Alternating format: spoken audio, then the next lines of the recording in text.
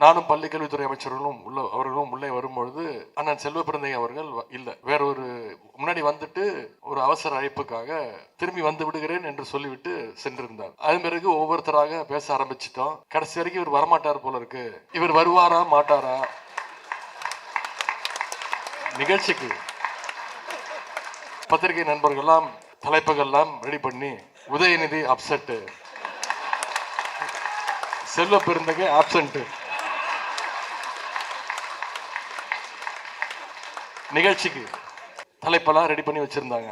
TV டிபேட்ல மற்றவங்களை எல்லாம் எப்படி அவர் ஓட விடுகிறார் பேசுறது மட்டுமல்ல, அது ஏவியாவும் இன்னைக்கு போட்டு காமிச்சாங்க. சில எக்ஸாம்பிள்ஸோட காட்டினாங்க. அவர் பாட்டு ஒரு டிவியில ஒரே ஒரு அரை மணி நேரம் மட்டும் பேசிக்கிட்டு இருந்தாரு. இந்த சங்கிங்க பார்த்த வேலையினால இன்னைக்கு தினசரி 4 அல்லது 5 சேனல்கள்ல சங்கிகளை இன்னைக்கு ஒவ்வொருத்தரையா வெளுத்து வாங்கிட்டு இருக்கிறாரு. அது மட்டும் இல்லாம இப்ப தனியா யூடியூப் சேனல்லையும் நடத்துறாரு. அவருடைய தமிழ் கேள்வி சேனல்ல கூட இன்னைக்கு ஒவ்வொரு நாளும் வேல்வீச்சு அப்படின்ற தலைப்புகளை தொடர்ந்து வீடியோக்களை பதிவு செஞ்சு அதையும் வெளியிட்டு இருக்கிறாரு. இது மட்டும் இல்ல, உங்கள பல பேருக்கு தெரிஞ்ச விஷயம், நான் இன்னைக்கு கேள்விப்பட்ட விஷயம், இன்னைக்கெல்லாம் நம்முடைய தொலைக்காட்சிகளை செய்தி தொலைக்காட்சிகள்ல இந்த விவாத மேடை நிகழ்ச்சிகள் நடத்தினாங்கன்னா அடிமைகளும் சங்கிகளும் முதல்ல அவங்க கேட்டுக்கிற கேள்வி, திமுக சார்பா யார் வராங்க அப்படிங்கிறது முதல் கேள்வி. 2வது கேள்வி, தமிழ் கேள்வி செந்தில்வேலும் வராரா அப்படிங்கிறதையும் கேட்டுக்கிறாங்க. அப்படி சில பேர் செந்தில்வேல் பேர் சொன்னாங்கன்னா அவங்க சொல்றாங்களா, எங்களுக்கு வேற வேலை இருக்கு, வேற தொலைக்காட்சிக்கு போறோம் அப்படின்னு சில பேர் போயிடுறாங்களா. ஒரு பக்கம் இப்படி அவர் பண்ணிட்டு இருந்தாரு, இன்னொரு பக்கம் இன்னொரு செய்தி வந்துச்சு. அதுல சில சங்கிகளும் அடிமைகளும் திரு செந்தில்வேல் அவர்களுக்கே போன் பண்ணி ஒரு வேண்டுகோள் வைக்கிறாங்களாம். சார், இன்னைக்கு இந்த டிவில நீங்க டிபேட்டுக்கு வரீங்களாமே, விவாதத்திற்கு வரீங்களாமே, நாங்களும் அந்த டிபேட்டுக்கு வரோம். ஒரே ஒரு வேண்டுகோள், பேசும்பொழுது கொஞ்சம் பொறுமையா பேசுங்க, பார்த்து பேசுங்க, எங்களை என்ன வேணா திட்டுங்க, ஆனா எங்க ஜியும் எங்க நிரந்தர பொதுச் செயலாளரையும் தயவு செய்து ரொம்ப திட்டாதீங்க, அவங்களால தாங்க முடியாது அப்படின்னு அவர்கிட்ட ஓப்பனாகவே வேண்டுகோள் வைக்கிறாங்கன்னு நான் கேள்விப்பட்டு இருக்கேன். நேற்று கோயம்புத்தூருக்கு வந்துட்டு போனாரு. கோயம்புத்தூருக்கு வந்துட்டு என்ன பண்ணிட்டு போனாரு? கோயம்புத்தூர் மதுரை மெட்ரோ திட்டங்களுக்கு அனுமதி தர முடியாதுன்னு சொல்லிட்டு போக ஒரு பிரதமர் வந்துட்டு போயிருக்கிறாரு. அனுமதி மறுக்க காரணம் என்ன சொல்றாங்க? மக்கள் தொகை கம்மியா இருக்கான், மதுரையிலயும் கோயம்புத்தூர்லயும் மக்கள் தொகை கம்மியா இருக்கு அப்படின்ற காரணத்தை ஒன்றிய அரசு சொல்லியிருக்கு. பாஜக ஆட்சி செய்கின்ற உத்தரப்பிரதேசத்தில் இருக்கக்கூடிய ஆக்ரா மற்றும் கான்பூருக்கு மட்டும் மெட்ரோ திட்டத்துக்கு அனுமதி கொடுத்திருக்கிறாங்க. ஆனா மக்கள் தொகையை கட்டுப்படுத்தணும்னு ஒன்றிய அரசு சொன்னப்போ அதை சரியா பின்பற்றிய மாநிலம் நம்முடைய தமிழ்நாடு. அதற்கான விழிப்புணர்வை ஏற்படுத்திய மாநிலம் நம்முடைய தமிழ்நாடு. அதை சொன்னதை கேட்டது தமிழ்நாட்டு மக்கள். இன்னைக்கு அதையே காரணம் காட்டி மெட்ரோ திட்டத்துக்கு அனுமதி தர மாட்டேன்னு சொல்றாங்க. அது மட்டும் இல்ல, மக்கள் தொகையை கட்டுப்படுத்தியதுனால இன்னைக்கு டீலிமிட்டேஷன் சொல்லி நம்முடைய மக்களவை உறுப்பினர் எண்ணிக்கையை குறைக்கின்ற முயற்சியிலேயும் ஒன்றிய அரசு ஈடுபட்டிருக்கு.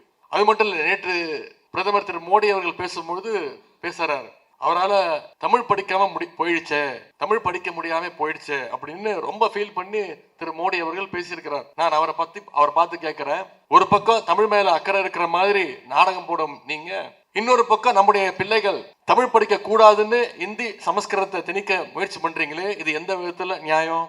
நண்பர் தமிழ் கேள்வி செந்தில் அவர்கள் எழுதியுள்ள திராவிடம் 2.0 ஏன் எதற்கு என்கின்ற இந்த புத்தக வெளியீட்டு விழாவில் பங்கேற்று புத்தகத்தை வெளியிட்டு உங்களை எல்லாம் சந்திப்பதில் நான் மிகுந்த மகிழ்ச்சி அடைகின்றேன். இந்த வாய்ப்பை அளித்த தமிழ் கேள்வி செந்தில் அவர்களுக்கு முதல்ல என்னுடைய நன்றியையும் பாராட்டுகளையும் வாழ்த்துக்களையும் நான் தெரிவித்துக் கொள்கிறேன். சென்ற ஆண்டு இதே அரங்கத்தில் செப்டம்பர் மாதம் ஆழி பதிப்பகத்துடைய தேர்தல் 2024 மீளும் மக்களாட்சி என்ற நூலை இதே மேடையில் உரையாற்றுகின்ற அந்த வாய்ப்பை பெற்றேன். அதே போல இந்த ஆண்டு 2026 சட்டமன்ற தேர்தலுக்கு முன்பு இந்த திராவிடம் 2.0 ஏன் எதற்கு அப்படிங்கிற இந்த புத்தகத்தை வெளியிடுகின்ற அந்த வாய்ப்பை நான் பெற்றிருக்கின்றேன். இன்னும் பொருத்தமாக சொல்லணும்னா, நீதி கட்சி தொடங்கப்பட்ட அதே நாளில் நவம்பர் 20ஆம் தேதி இந்த நிகழ்ச்சி நடத்தப்படுவது என்பது கூடுதல் சிறப்பு. நிகழ்ச்சியுடைய அழைப்பதில் என்னுடைய பெயர், பள்ளி கல்வித்துறை அமைச்சருடைய பெயர், அதேபோல் அண்ணன் செல்வ பிறந்தகை அண்ணனுடைய பெயர் இடம்பெற்றிருந்தது. உரையாற்றுவோர், சிறப்புரையாற்றுவோர்னு.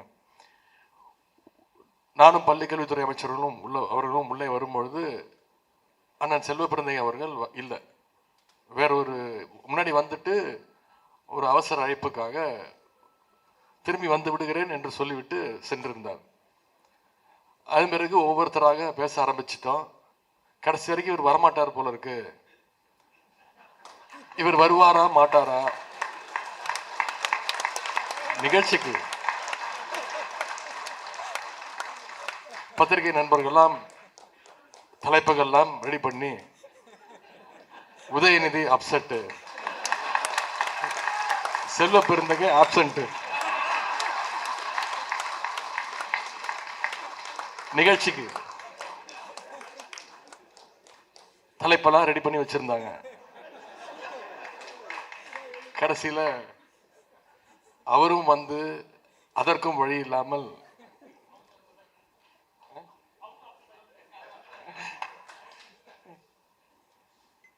அவர் குறிப்பிட்டது போல நிச்சயம் அண்ணன் செல்வ பெருந்தகை அவர்களும் சரி, அந்த இயக்கமும் சரி, கரெக்டான நேரத்தில் எங்க வரணுமோ போனா தானே வர முடியும்.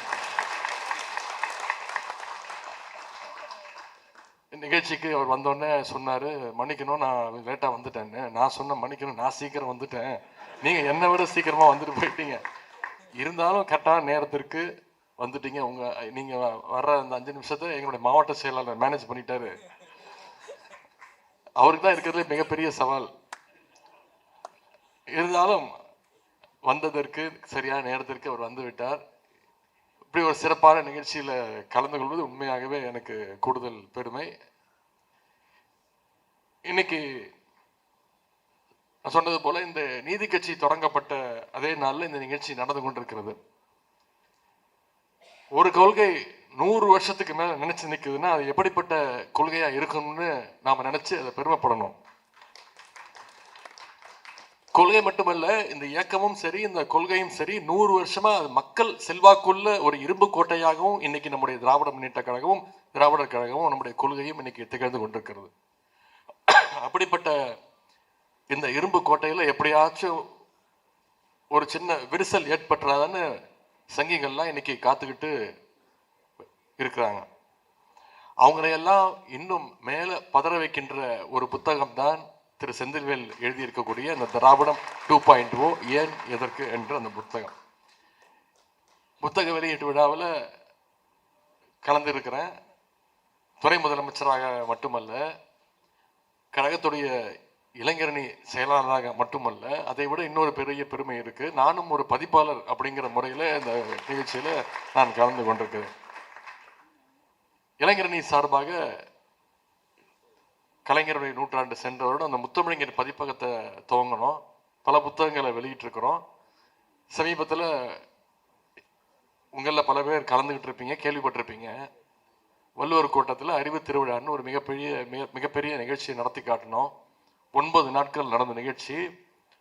முற்போக்கு புத்தக கண்காட்சி. கிட்டத்தட்ட 11 அமர்வுகளில் 44 சிறந்த பேச்சாளர்கள் அவங்களுடைய எண்ணங்களை எல்லாம், கருத்துக்களை எல்லாம் முன்வைத்தாங்க.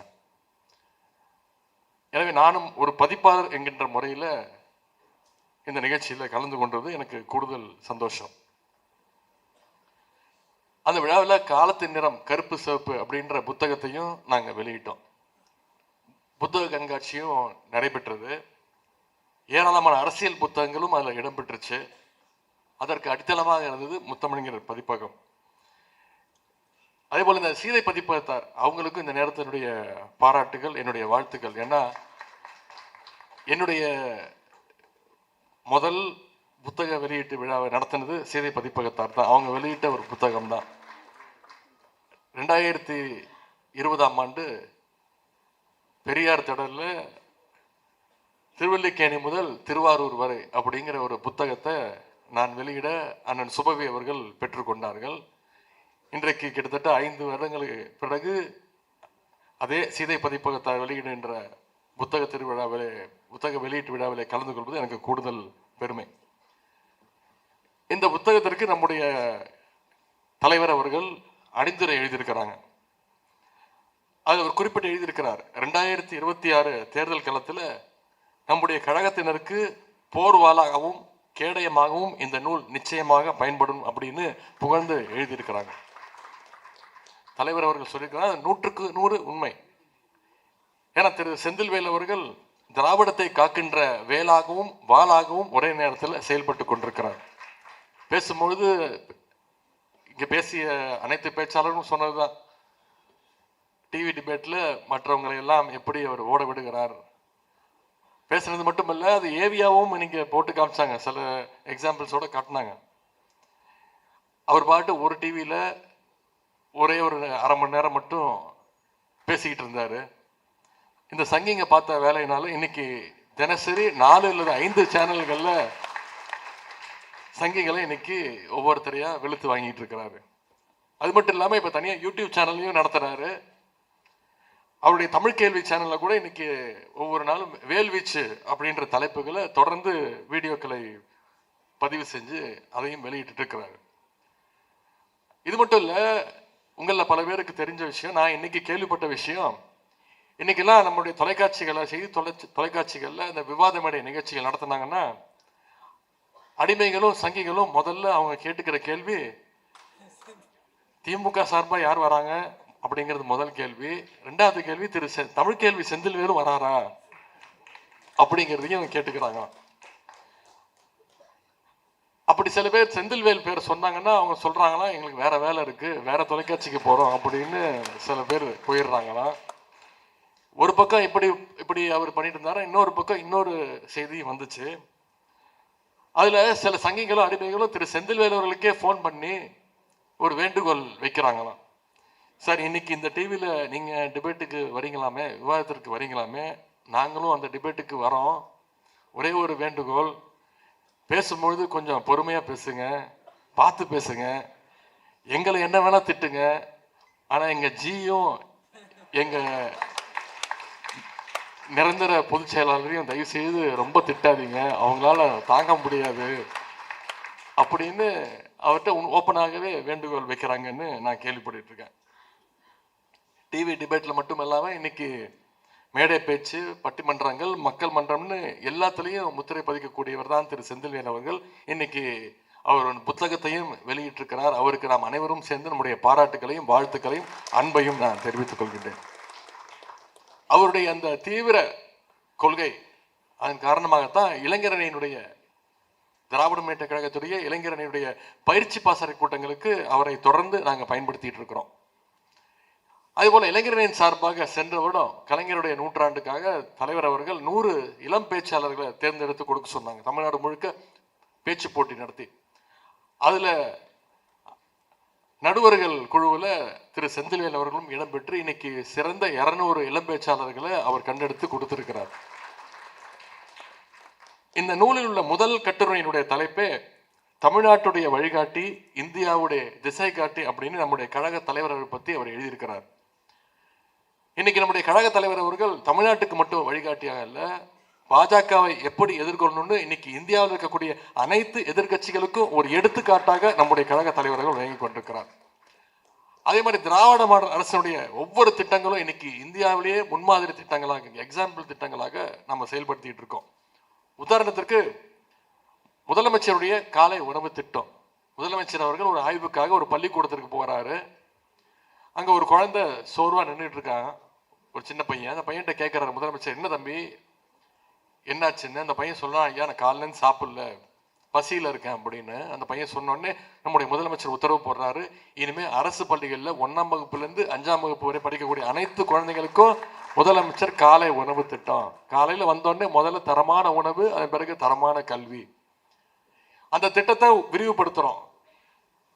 ஒரு 3-4 மாதங்களுக்கு முன்பு ஒரு நிகழ்ச்சி நடந்தது. அந்த நிகழ்ச்சியை துவங்கி வைப்பதற்காக பஞ்சாப் மாநிலத்துடைய முதலமைச்சர், நம்முடைய கூட்டணி கட்சி கிடையாது, ஆம் ஆத்மி இயக்கத்தை சேர்ந்தவர், பஞ்சாப் மாநில முதலமைச்சர் திரு பகவந்த் சிங் அவர்கள் வந்தார். வந்து பாராட்டிட்டு போனார். அந்த குழந்தைங்களோடலாம் பேசிட்டு, ஆசிரியர்களோட பேசிட்டு, பெற்றோர்களோட பேசிட்டு வாழ்த்தினார். முதலமைச்சர் அவர்கள் இது மிகச்சிறந்த திட்டம், முதலமைச்சருடைய காலை உணவு திட்டத்தை அடுத்த வருஷத்துலேருந்து நான் பஞ்சாப் மாநிலத்திலையும் அறிமுகப்படுத்த போறேன் அப்படின்னு சொன்னார் அந்த முதலமைச்சர் அவர்கள். அதே மாதிரி தமிழ் புதல்வன் திட்டம், புதுமை பெண் திட்டம். குழந்தைங்க பள்ளிக்கூடத்திற்கு வர ஆரம்பிச்சுட்டாங்க. பத்துமா? பத்தாது. அந்த குழந்தைங்க உயர்கல்வி படிக்கணும், ஸ்கூல் படிச்சா பத்தாது, காலேஜுக்கு போகணும், நீ அரசு பள்ளியில் படித்து உயர்கல்வி படிக்க எந்த காலேஜுக்கு போனாலும் சரி, உனக்கு கல்வி ஊக்கத்தொகையாக மாதம் 1000 ரூபாய் நம்முடைய அரசு வழங்கும்னு சொல்லி வழங்கிக்கிட்டு இருக்காரு நம்முடைய முதலமைச்சர். அந்த திட்டத்தை விரிவுபடுத்துறதுக்கு தெலுங்கானா மாநிலத்துடைய முதலமைச்சர் திரு ரேவந்த் ரெட்டி அவர்கள் வந்தார். வந்து பாராட்டி பேசும்பொழுது அவர் என்ன சொன்னாரு, நிச்சயம் அடுத்த கல்வி ஆண்டிலிருந்து இந்த திட்டத்தை தெலுங்கானா மாநிலத்தில் தமிழ்நாடை போலவே இந்த திட்டத்தை நானும் அறிமுகப்படுத்த போறேன் அப்படின்னு சொன்னாங்க. இப்படி மற்ற மாநில முதலமைச்சர்களுக்கெல்லாம் எடுத்துக்காட்டாக இருக்கக்கூடியவர் தான் நம்முடைய முதலமைச்சர் அவர்கள். இப்படி எல்லா திட்டங்களும் மக்களுக்கு எப்படி பயன்படுதுன்னு ஒரு ஆர்டிகல் எழுதியிருக்கிறாரு. புள்ளி விவரத்தோட ஆதாரத்தோட, யாருமே மறுக்க முடியாத ஆதாரத்தோட எழுதியிருக்கிறார். அது மட்டும் இல்ல, பாசிச பாஜக அரசினுடைய முகத்திரையை கிழிக்கின்ற கட்டுரைகளை ரொம்ப அழகா ஆழமா எழுதியிருக்கிறார்.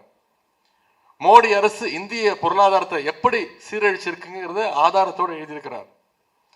நாட்டினுடைய பாதுகாப்பு விஷயத்துல ஒன்றிய பாஜக அரசு எப்படியெல்லாம் கோட்டை விட்டுருக்குங்கிறதையும் ஒரு தனி கட்டுரையாகவே எழுதியிருக்கிறார். இப்படி உள்ளூர் அரசியலிருந்து உலக அரசியல் வரைக்கும் இந்த நூல் பேசுகின்றது. இந்த புத்தகத்துல நண்பர் செந்தில்வேல் அவர்கள் தொலைநோக்கோடு பல கருத்துக்களை எடுத்து வச்சிருக்கிறார். உதாரணத்திற்கு ஒரு கட்டுனுடைய தலைப்பு தேர்தலும் பாஜகவினுடைய தில்முல்லும். இதுதான் அந்த கட்டுரையினுடைய தலைப்பு. இது அவர் எழுதினது 2024 புரசொலியில் வந்திருக்கு. அதுல இன்னைக்கு நடந்துட்டு இருக்கக்கூடிய இந்த SIR சூழ்ச்சியுடைய தொடக்க புள்ளிய அவர் 2024 முரசொலியில் எழுதியிருக்கிறார். இந்திய தலைமை தேர்தல் ஆணையர் ஞானேஷ்குமாருடைய நியமனம் பத்தி அதில் விளக்கமா எழுதியிருக்கிறார்.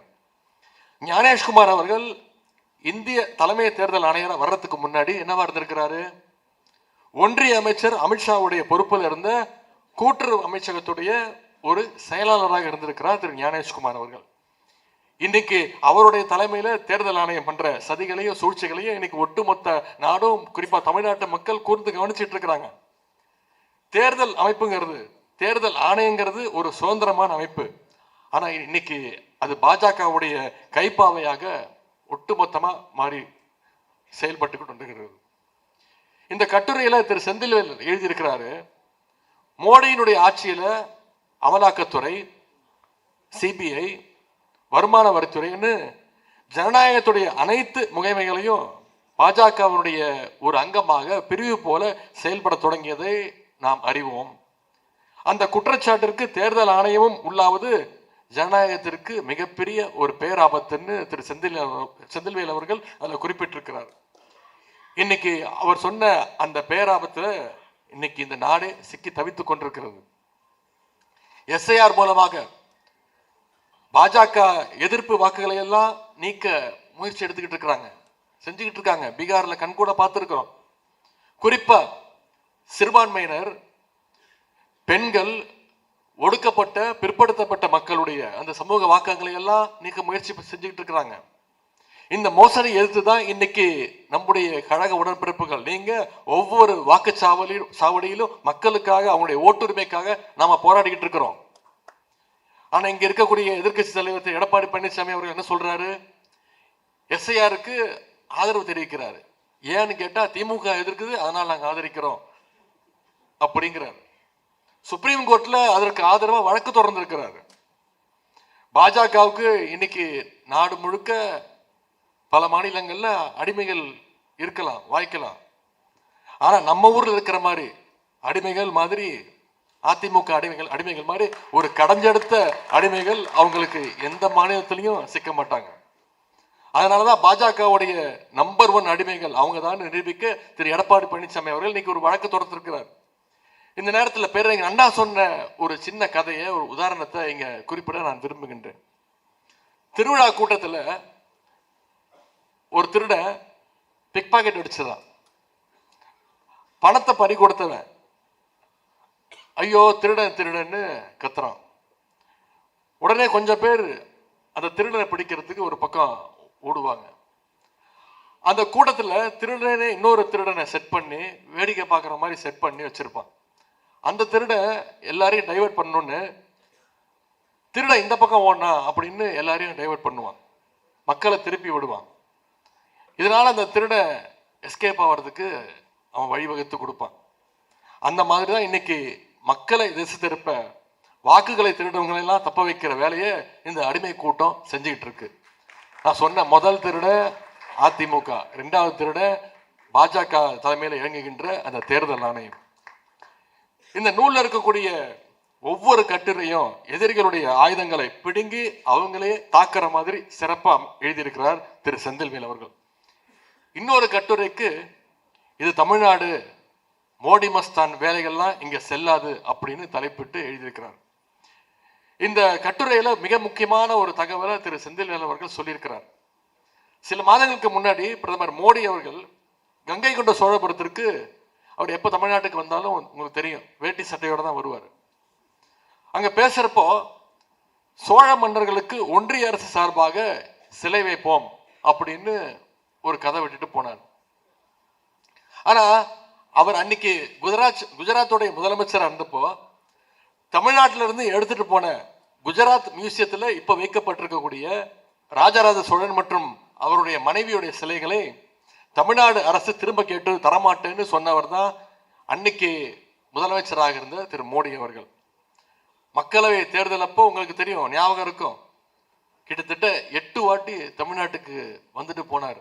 ஆனா தமிழ்நாட்டு மக்கள் அவங்களுக்கு கொடுத்தது வெறும் ஒரே ஒரு முட்டை தான்.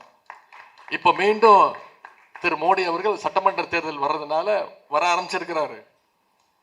இனி அடிக்கடி வருவாரு. நேற்று கோயம்புத்தூருக்கு வந்துட்டு போனாரு. கோயம்புத்தூருக்கு வந்துட்டு என்ன பண்ணிட்டு போனாரு? கோயம்புத்தூர் மதுரை மெட்ரோ திட்டங்களுக்கு அனுமதி தர முடியாதுன்னு சொல்லிட்டு போக ஒரு பிரதமர் வந்துட்டு போயிருக்கிறாரு. அனுமதி மறுக்க காரணம் என்ன சொல்றாங்க? மக்கள் தொகை கம்மியா இருக்கான், மதுரையிலையும் கோயம்புத்தூர்லயும் மக்கள் தொகை கம்மியா இருக்கு அப்படின்ற காரணத்தை ஒன்றிய அரசு சொல்லியிருக்கு. பாஜக ஆட்சி செய்கின்ற உத்தரப்பிரதேசத்தில் இருக்கக்கூடிய ஆக்ரா மற்றும் கான்பூருக்கு மட்டும் மெட்ரோ திட்டத்துக்கு அனுமதி கொடுத்திருக்கிறாங்க. ஆனா மக்கள் தொகையை கட்டுப்படுத்தணும்னு ஒன்றிய அரசு சொன்னப்போ அதை சரியா பின்பற்றிய மாநிலம் நம்முடைய தமிழ்நாடு. அதற்கான விழிப்புணர்வை ஏற்படுத்திய மாநிலம் நம்முடைய தமிழ்நாடு. அதை சொன்னதை கேட்டது தமிழ்நாட்டு மக்கள். இன்னைக்கு அதையே காரணம் காட்டி மெட்ரோ திட்டத்துக்கு அனுமதி தர மாட்டேன்னு சொல்றாங்க.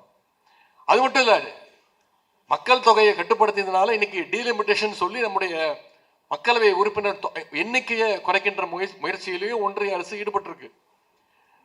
அது மட்டும் இல்லை, நேற்று பிரதமர் திரு மோடி அவர்கள் பேசும்பொழுது பேசுறாரு, அவரால் தமிழ் படிக்காம போயிடுச்சே, தமிழ் படிக்க முடியாம போயிடுச்சே அப்படின்னு ரொம்ப ஃபீல் பண்ணி திரு மோடி அவர்கள் பேசியிருக்கிறார்.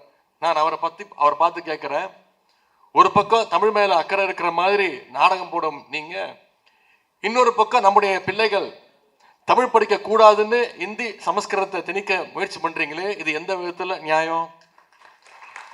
மும்மொழி கொள்கை ஏத்துக்கிட்டாதான் தமிழ்நாட்டுக்கு தர வேண்டிய நிதி பகிர்வு 2500 கோடி ரூபாய் தருவேன்னு சொன்னீங்களே, இது எந்த விதத்துல நியாயம்? தமிழ் படிக்காம போயிடுச்சே அப்படின்னு கவலைப்படுற நீங்க தமிழுடைய வளர்ச்சிக்காக என்ன செஞ்சிருக்கிறீங்க? கடந்த 10 வருஷத்துல தமிழ் வளர்ச்சிக்காக கடந்த 10 ஆண்டுகள்ல ஒன்றிய அரசு ஒதுக்கின நிதி எவ்வளவு தெரியுமா? தமிழ் வளர்ச்சிக்கு வெறும் 150 கோடி ரூபாய். ஆனால் செத்த மொழி சமஸ்கிருதத்துக்கு ஒன்றிய அரசு கடந்த 10 ஆண்டுகள்ல ஒதுக்கின நிதி எவ்வளவு தெரியுமா? 2400 கோடி ரூபாய். தமிழ் வளர்ச்சிக்கு 150 கோடி ரூபாய், சமஸ்கிருத வளர்ச்சிக்கு 2400 கோடி ரூபாய். இதுதான் பிரதமர் மோடி அவர்களுடைய தமிழ் பாச நாடகம். இந்த அநியாயத்தை நாம தட்டி கேட்கணும், தடுத்து ஆகணும். இதற்கு நம்ம கையில கிடைச்சிருக்கக்கூடிய வாய்ப்பு தான் 2026 சட்டமன்ற தேர்தல். தேர்தலுக்கு இன்னும் முழுதாக 4 மாதங்கள் கூட இல்லை. மிகச்சரியான நேரத்தில் இந்த புத்தகம் இன்னைக்கு வெளியிடப்பட்டிருக்கிறது. இந்த நூலை நிச்சயம் அனைவரும் வாங்கி படிக்க வேண்டும்.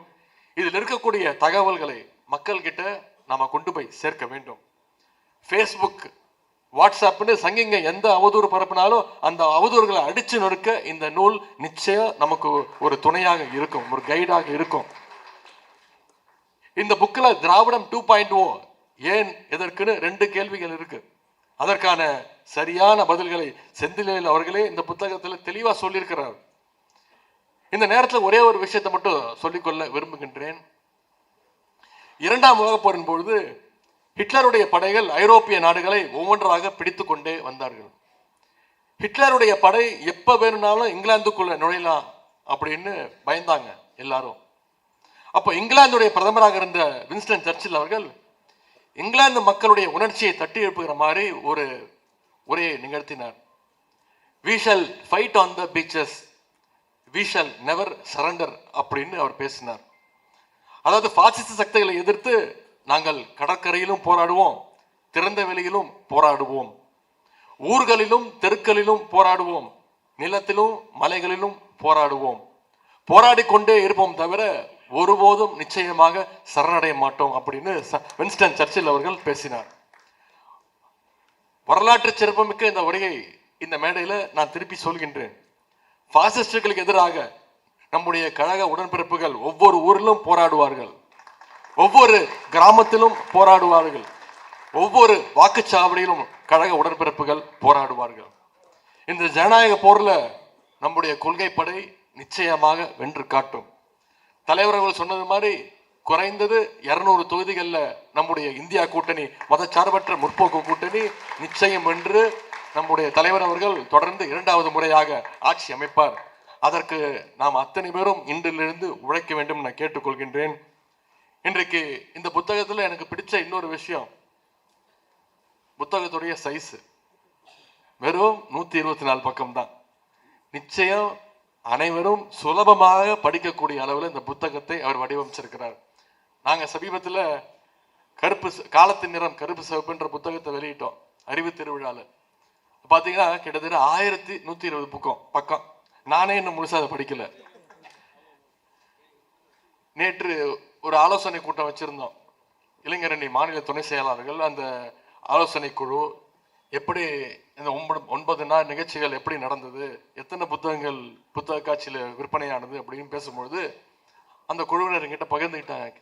ஐயா சார், கிட்டத்தட்ட 8000 பிரதிகள் விற்று தேர்ந்தெடுக்கிறது அப்படின்னு சொன்னாங்க.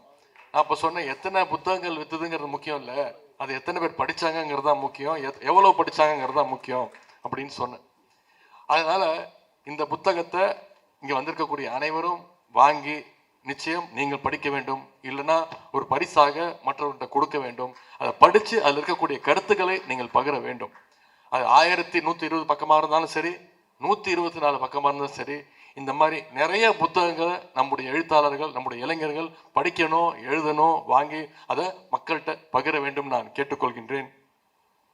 அதே போல இங்கே திரு செந்தில்வேல் அவர்கள் பிறந்தநாள் பரிசுக்கு வாழ்த்து சொன்னார்கள். பரிசு கொடுத்துட்டு அட்வான்ஸ் வாழ்த்துக்கள் அப்படின்னாரு. அதுக்கு இந்த நேரத்தில் என்னுடைய நன்றியை நான் தெரிவிச்சுக்கிறேன். அவர் எனக்கு மட்டும் பரிசு கொடுக்கல. பார்த்தீங்கன்னா ஒரு ஓவியம் இருந்தது, அதில் நானும் நண்பர் முனைவர் அன்பில் மகேஷ் பொய்யாமணி அவர்களும் இருந்தோம். ஒரே கல்ல 2 மாங்க அடிக்கிற மாதிரி. என்னுடைய பிறந்தநாள் 27, அதன் பிறகு சரியாக 5 நாட்கள்ல அவருடைய பிறந்தநாளும் வந்துடும், டிசம்பர் 2. ஆனால் 2 பேருக்கும் சேர்ந்து அவர் இந்த வாழ்த்துக்கள் சொல்லியிருக்கிறாரு, பரிசு கொடுத்திருக்கிறாரு. எனவே இருவரின் சார்பாகவும் என்னுடைய நன்றியை நான் தெரிவித்துக் கொண்டு, இந்த அருமையான புத்தகத்தை கொண்டு வந்துள்ள திரு செந்தில்வேலுடைய எழுத்து பணியும் தொடர வேண்டும், அவருடைய பேச்சு பணியும் தொடர வேண்டும் சொல்லி வெல்லட்டும் 200 வெல்வோம் 200 படைப்போம் வரலாறு என்று கூறி வாய்ப்புக்கு நன்றி கூறி விடைபெறுகின்றேன். நன்றி, வணக்கம். திராவிடம் 2.0 ஏன் எதற்கு புத்தகம் என்று திராவிட மாடல் 2.0 அடுத்து விழாவில் பேருரையாற்றிய கழக இளைஞரணி செயலாளர் முத்தமிழறிஞர் கலைஞர் பதிப்பகத்தின் பதிப்பாளர் மாண்புமிகு துணை முதலமைச்சர் அவர்களுக்கு மனமார்ந்த நன்றி.